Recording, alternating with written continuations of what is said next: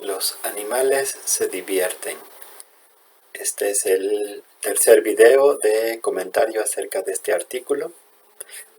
Mi nombre es Carlos Conde, yo soy psicoanalista y en este canal hablo sobre temas que tienen que ver con la angustia, con el cuidado de sí, con el bienestar personal, todo un poco desde la perspectiva de disciplinas como el psicoanálisis, la filosofía, la literatura, la historia, entre otras. Y bueno, este es, como les decía, el tercer video de esta serie sobre este artículo que me parece muy interesante, que se llama Los animales se divierten, de David Graeber. Y bueno, continúo entonces con el comentario. Retoma aquí el autor que por todas las razones que hemos hablado antes, el juego animal se considera una especie de escándalo intelectual, que de hecho que es un tema poco estudiado, y quienes lo estudian, ¿no? Quienes se dedican a ello, se ven como personajes excéntricos. Y bueno, es un campo que está rodeado con nociones amenazantes y especulativas, vagamente amenazantes y especulativas, dice, además de que se introducen criterios difíciles de satisfacer para probar que existe el juego animal, y que incluso llega a pasar, nos refiere el autor, que los propios estudiosos, la propia investigación, digamos, canibalizan sus propios hallazgos, pues porque al final, y yo creo que con el intento, con la intención como de darle una mayor legitimidad, ¿no?, ante el pensamiento científico y racional, que es el dominante, que es el que domina el juego en estos campos, al final de cuentas terminan intentando demostrar que el juego debe tener alguna función de supervivencia o de reproducción a largo plazo. Pero, sin embargo, a pesar de todo esto, quienes estudian esto normalmente terminan concluyendo que el juego existe en todo el universo animal. Y dice aquí el autor, y esto es muy interesante, y no solo existe entre criaturas tan notoriamente juguetonas como los monos, los delfines o los cachorros de perro, sino entre especies tan improbables como las ranas, los foxinos, las salamandras, los cangrejos violinistas, y sí, hasta las hormigas, que no solo se dedican a actividades superfluas como individuos, sino que desde el siglo XIX también se las ha visto organizar guerras fingidas, al parecer por pura diversión. Y bueno, aquí viene uno de los párrafos que, digamos, nos van introduciendo como justamente en las partes más medulares de lo filosófico de esta cuestión. Leo este párrafo completo. ¿Por qué juegan los animales? Bueno, ¿por qué no tendrían que hacerlo? La verdadera pregunta es, ¿por qué nos parece tan misteriosa la existencia de acciones ejecutadas por el puro placer de actuar, el ejercicio de facultades por el puro placer de ejercitarlas? ¿Qué es lo que nos dicen estas acciones acerca de nosotros mismos para que, por instinto, supongamos que son misteriosas? Creo que esta parte del artículo, del ensayito, es muy interesante, porque aquí justamente el autor nos cambia la jugada, ¿no? Hasta el momento venía como intentando mostrarnos, acercarnos un poco a la idea, convencernos incluso un poquito, o al menos así parecía, de que los animales juegan. Pero aquí, al plantear la pregunta de por qué juegan los animales, se detiene. Y creo yo que es un punto en el que efectivamente hay que detenerse, porque si planteamos la pregunta de esa manera, ¿por qué juegan los animales?, entonces le quitamos todo el sentido a el juego. Es decir, si el juego tiene una finalidad, si juegan por algo o para algo, entonces deja de ser un juego. Entonces esta pregunta, digamos, se convierte en una especie de indecidible. Indecidibles son unas figuras de la lógica que remiten a frases que es imposible, digamos, constatar si son verdaderas o falsas, porque para ser verdaderas tienen que ser falsas y para ser falsas tienen que ser verdaderas. Este es un problema como es similar al de las paradojas, ¿no? En lógica. Por ejemplo, si tenemos una frase que dice esto no es una frase, para poder saber si es verdadera o falsa, tendríamos que analizarla, ¿no? Si decimos que es verdadera, esto no es una frase, entonces resultaría falsa porque sí es una frase. Pero si decimos es falsa porque no es una frase, entonces resultaría ser verdadera porque efectivamente no es una frase. Digo, para hablar de paradojas y de indecidibles, creo que necesitaríamos mucho más tiempo. Espero en algunos otros videos poder abordar estos temas, que también son muy importantes, pero ahorita solo lo menciono así de pasada. Entonces, claro, si planteamos una pregunta como ¿por qué juegan los animales?, al mismo tiempo estamos socavando la existencia del juego animal. Si diéramos una razón para el hecho de que los animales juegan, estaríamos al mismo tiempo sosteniendo nuestra hipótesis que los animales juegan, pero también socavándola porque, como decía al principio, si hay una razón para que los animales jueguen, entonces ya no es un juego. Por eso decía que tiene una estructura similar a los indecidibles y a las paradojas. Entonces, claro, como el autor de alguna manera entiende bien este punto, nos invierte la pregunta, ¿no? Que aquí empieza el movimiento interesante. Y dice, bueno, ¿por qué no tendrían que hacerlo? ¿Por qué no podrían hacerlo? ¿No? ¿Por qué no podría existir el juego animal? Y entonces nos plantea lo que él llama la verdadera pregunta. Claro, porque la anterior es imposible de responder por la misma característica que para ser verdadera tiene que ser falsa y para ser falsa tiene que ser verdadera. Entonces, dice él, la verdadera pregunta es, ¿por qué nos parece tan misteriosa la existencia de acciones ejecutadas por el puro placer de actuar, el ejercicio de facultades por el puro placer de ejercitarlas?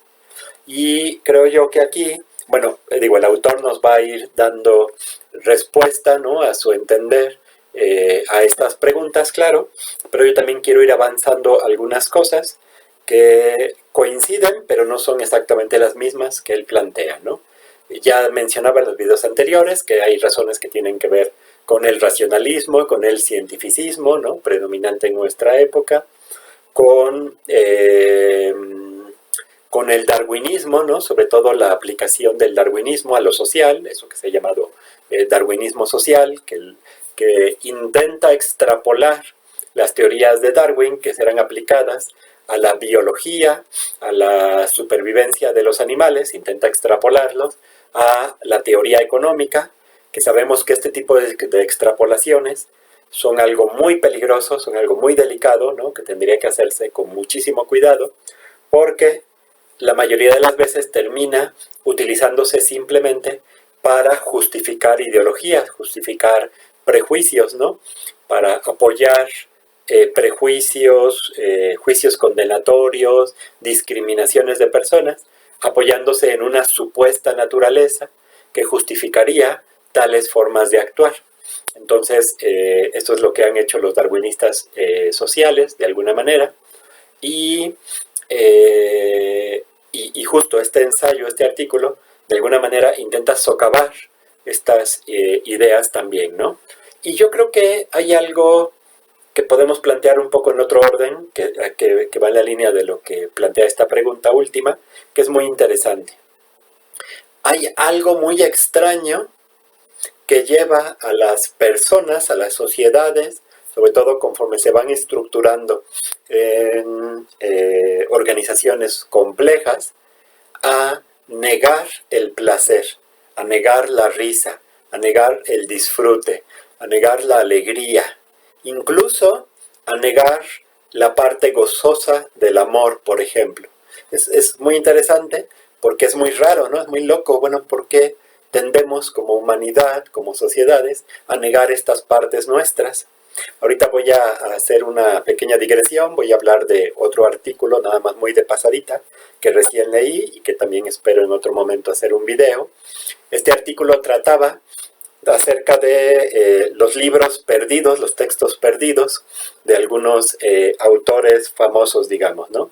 Y bueno, pasaba ahí una revisión rápida, algunos de los más famosos libros que se han perdido de diferentes autores.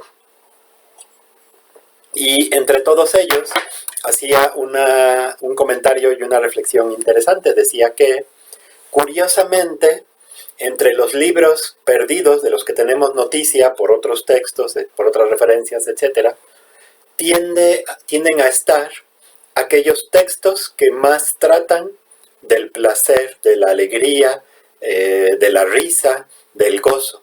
Que es muy curioso, ¿no? Como hay muchos textos que han desaparecido de muchos autores famosos, que se han perdido por diferentes razones, porque han quemado bibliotecas, por destrucciones de pueblos, de ciudades, de civilizaciones, pero que curiosamente entre los que más tienden a perderse, digamos a destruirse, son los libros que tienen que ver con la alegría, con el gozo, con el placer.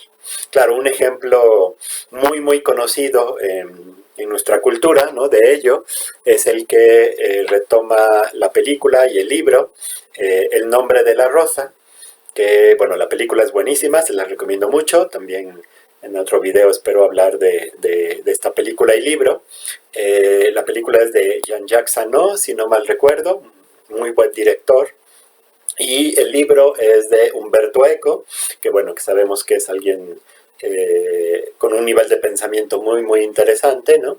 Y que escribe una gran novela que, bueno, trataré de no spoilear mucho, entonces solo daré un pequeño dato, un pequeño detalle importante de la película o del libro para nuestro video de hoy, pero que en realidad no altera, digamos, demasiado el disfrute de la película. De todos modos, si alguien no la ha visto y no quiere enterarse de nada antes, pues puede pausar aquí el video, ir a ver la película y luego retomarlo. Parte de la trama de este libro y de esta película giran alrededor de un ensayo perdido de Aristóteles, de un texto perdido de Aristóteles, justamente. Y esto es real, o sea, no solo es en el universo ficcional de la novela, esto históricamente sabemos que sí sucedió, que Aristóteles escribió acerca de muchos temas, filosóficamente, y uno de ellos era el tema de la comedia, pero es un texto que se ha perdido, solo sabemos que existió por alusiones de otros autores, ¿no?, en otros libros que sí se han conservado, pero está perdido ese ensayo. Entonces, bueno, el autor de la novela, Umberto Eco, retoma la existencia, o más bien la inexistencia de ese ensayo, y alrededor de él construye una trama que es muy interesante porque de alguna manera va en la línea de esto, ¿no?, de cómo tiende a perderse, podríamos hablar de reprimirse a nivel social, ¿no? De alguna manera las manifestaciones del gozo, del juego, de la alegría, del placer. Entonces, bueno, esto coincide con esta pregunta que plantea aquí David Graeber. ¿Por qué nos parece tan misteriosa la existencia de acciones ejecutadas por el puro placer de actuar? El ejercicio de facultades por el puro placer de ejercitarlas. Y remata este párrafo con otra pregunta muy interesante, ¿no? Que es, ¿qué es lo que nos dicen estas acciones acerca de nosotros mismos para que por instinto, o sea, como de una manera, de una respuesta casi inmediata, ¿no?, casi sin pensarlo, vaya, supongamos que son misteriosas? Y bueno, aquí va a comenzar otro apartado que se llama la supervivencia de los mal adaptados. Aquí vamos a entrar en una revisión rápida, pero muy interesante y muy bien pensada acerca de la cuestión del darwinismo y demás. Pero bueno, para no alargar mucho este video, voy a cortar aquí y dejaré el comentario de la próxima sección del artículo para el siguiente video. Muy bien, les agradezco mucho su atención. Como siempre, me siento muy agradecido, muy afortunado de poder estar aquí compartiendo estas reflexiones con ustedes. Espero que sean de su agrado, espero que no les resulten demasiado aburridas o demasiado, no sé, despegadas de la realidad. Sé que algunas de estas reflexiones son un poco complicadas o al menos cuesta trabajo entender que tienen que ver con nosotros, pero creo que podremos ir llegando a ello y espero que, bueno, que les resulten interesantes. Como siempre, les dejo la invitación para que me dejen comentarios o preguntas en estos videos, me encantaría leerlos. Y bueno, si les gustan los videos, les invito a que se suscriban al canal, a que activen la campanita para que les avise cuando haya nuevos videos y a que los compartan con otras personas a quienes les podrían resultar interesantes. Muchas gracias de nuevo y nos vemos en el siguiente video.